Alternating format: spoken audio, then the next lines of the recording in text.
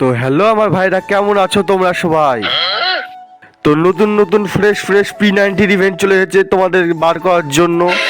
তো অনেকেই P90টা বার করতে চাও, কিন্তু আমার ভিডিওটা পুরো দেখো, তারপরে তোমরা বুঝতে পারবে তোমাদের কতটা এমন লাগতে চলেছে। কারণ গেরিনা অনেক সময় এমন এমন জিনিস দেয় যেটাতে তোমাদের পুরো ডায়মন্ড কেটে নেবে তোমার। তার জন্য বলছি আগে দেখো, তারপরে স্প্রিং করো, নাহলে তোমাদের পুরো কেটে নেবে, তোমরা জানতে পারবে না। তো চলো ভিডিওটা শুরু করা যাক। রিং ইভেন্টে আসার পরে তোমাদের সামনে কিছু এরকম শো করবে। তো এখানে তোমরা দেখতে পাচ্ছ এখানে P90 আছে, তার সাথে তোমরা পেয়ে যাবে ডিজিটাল স্কিন ইনকিউবেটর। তোমরা দুটো জিনিস ইনকিউবেটরে পেয়ে যাবে, যেগুলো ডিজিটাল স্কিন আর P90 এগুলো সবই ইনকিউবেটরের স্কিন। তো এখানে 10+1 স্প্রিং মানে 200 ডায়মন্ড লাগবে, আর এখানে একটা স্প্রিং করতে হলে তোমাদের লাগবে 20 ডায়মন্ড।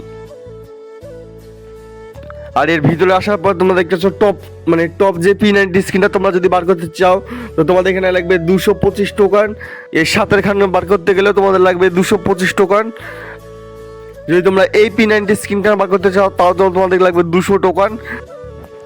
তোমরা যদি এই P90 স্ক্রিনখানে বার করতে চাও, তাও তোমাদের লাগবে এখানে 175 টোকান। তোমরা দেখতে পাচ্ছ এখানে লাগবে তোমাদের যে এই মাছের মতো স্কিনটা দেখতে লাগছে, এটা তোমরা যদি বার করতে চাও, এটা বার করতে লাগবে তোমাদের 200 টোকান। স্কিন যেগুলো ইনকিউবেটর না, সেগুলো বার করতে গেলেও তোমাদের মিনিমাম 175 টোকান লাগবে। এছাড়াও কিছু নেম চেঞ্জিং কার্ড, কিছু কাস্টম রুম কার্ড তোমরা পেয়ে যাবে, আর তাছাড়া কিছু গান ক্রেট আর বাদ বাকি সব 30 আইটেম তোমরা জানো এই সব দেয় গেরিনা। তো তোমরা যদি এই P90 স্ক্রিনকে বার করতে চাও কিংবা এই ইভেন্টটাতে ডায়মন্ড খরচ করতে চাও, তাহলে ভাই 2 থেকে 3,000 ডায়মন্ড তোমাদের অবশ্যই লাগবে। এর বেশিও লাগতে পারে, কিন্তু এর কম কোনোভাবে লাগবে না। আর তোমাদের যদি লাখ ভালো হয় তাহলে তোমরা কম ডায়মন্ডে একা গান স্ক্রিন পেয়ে যেতে পারো, কিন্তু ভাই 2 থেকে 3,000 ডায়মন্ড তোমাদের অবশ্যই লাগবে।